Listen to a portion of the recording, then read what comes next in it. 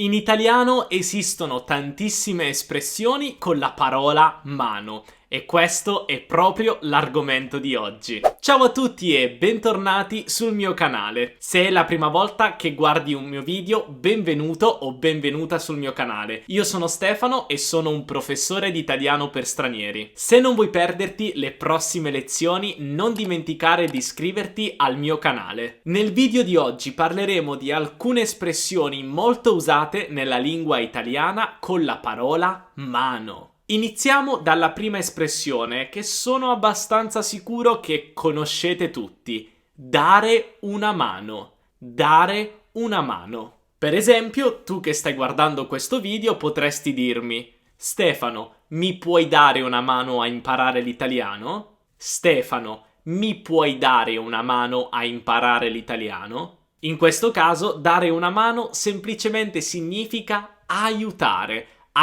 qualcuno. Quindi se tu mi chiedi: Stefano, mi puoi dare una mano a imparare l'italiano? Stai semplicemente dicendo: mi puoi aiutare a imparare l'italiano. Ricorda che come il verbo aiutare, anche l'espressione dare una mano è seguita dalla preposizione a se poi abbiamo un infinito. Mi puoi dare una mano a imparare l'italiano. Ora passiamo alla seconda espressione di oggi. Stare con le mani in mano.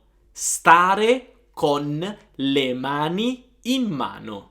Che cosa significa questa espressione? Beh, stare con le mani in mano significa stare senza far niente, non fare assolutamente nulla. Per esempio, forse tu riesci a stare con le mani in mano mentre aspettiamo il risultato, ma io ho bisogno di saperlo adesso. Forse tu riesci a stare con le mani in mano mentre aspettiamo il risultato, ma io ho bisogno di saperlo adesso. In questo caso stiamo criticando qualcuno e gli stiamo dicendo: forse tu riesci a stare senza far niente, a non fare nulla in questa situazione critica mentre aspettiamo questo risultato. Io invece no, ho bisogno di saperlo adesso, non riesco a stare qui e aspettare, voglio saperlo adesso, voglio raggiungere subito il mio obiettivo. Oppure un'altra frase è: mentre io lavoravo, i miei colleghi se ne stavano con le mani in mano. Mentre io lavoravo, i miei colleghi se ne stavano con le mani in mano. Qui aggiungo anche la particella ne, se ne stavano con le mani in mano. Perché? Perché sì, a volte ci piace aggiungere ne in italiano. No, in realtà è perché il verbo starsene, che è un altro verbo pronominale, serve un po' ad enfatizzare l'idea di stare, ma non ne parleremo in questo video. Comunque, se io dico mentre io lavoravo i miei colleghi se ne stavano con le mani in mano, sto dicendo che io stavo lavorando sodo, io stavo facendo tante cose, e invece i miei colleghi non stavano facendo assolutamente niente e io mi sono arrabbiato. Quindi stare con le mani in mano significa stare senza far niente, non fare nulla. E adesso passiamo alla terza espressione di oggi: mettere le mani avanti. Mettere le mani avanti. Io amo questa espressione, è molto evocativa secondo me, molto interessante. Mettere le mani avanti è un'espressione che io uso molto spesso con i miei studenti. Questo perché quando io do i compiti ai miei studenti e poi li correggiamo insieme durante la lezione, molto spesso loro iniziano a dire: no Stefano, però io non sono sicuro dei miei compiti, secondo me non sono andati molto bene, secondo me ho sbagliato, secondo me ci sono molti errori. In questo caso il mio studente o la mia studentessa sta mettendo le mani avanti. Questo che cosa significa? Cosa significa quando mettiamo le mani avanti? Beh, è molto semplice.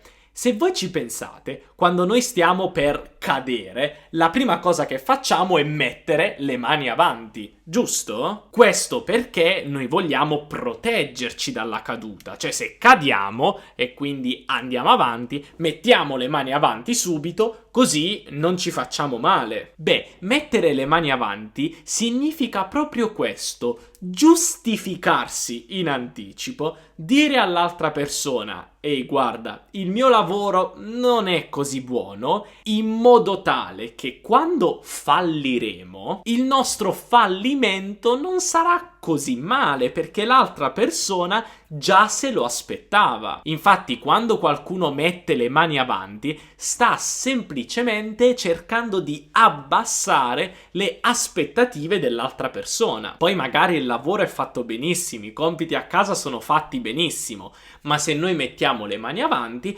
abbassiamo le aspettative dell'altra persona e ci proteggiamo dal fallimento che forse, secondo noi, verrà presto. Spero che abbiate capito che cosa significa questa espressione, perché è davvero molto usata in italiano. Ora passiamo alla quarta espressione di oggi: avere le mani bucate.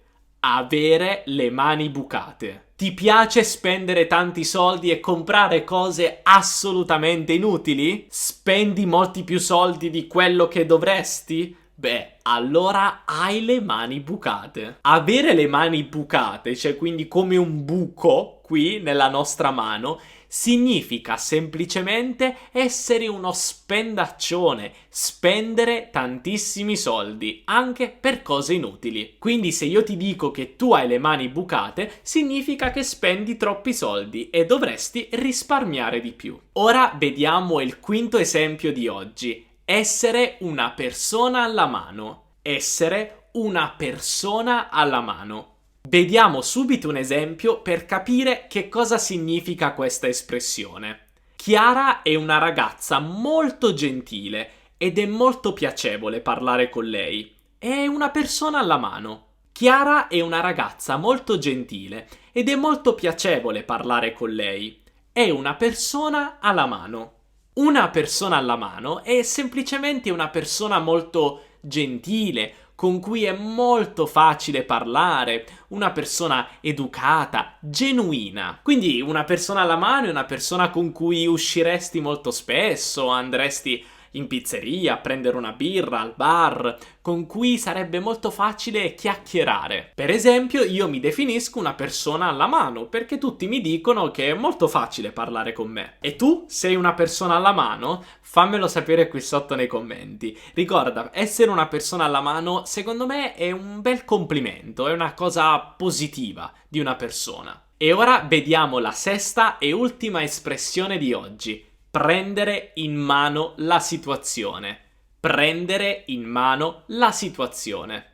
Immaginate che la vostra famiglia sta cucinando la cena per stasera, però in realtà è un casino assoluto perché la torta è praticamente bruciata, il sugo è crudo e la griglia per preparare la carne è ancora totalmente fredda. Tra un'ora arriveranno gli ospiti e la cena non è minimamente pronta. Allora abbiamo bisogno di un leader che ci aiuti a prendere in mano la situazione. Mettiamo che tu sei molto bravo in cucina e allora, da bravo leader, prenderai in mano la situazione. Cioè inizierai a gestire la situazione, a risolvere i problemi, a dare ordini e a dire a tutte le persone che cosa devono fare, così che la cena sarà pronta quando arriveranno gli ospiti. Quindi in generale prendere in mano la situazione vuol dire prendere il controllo della situazione,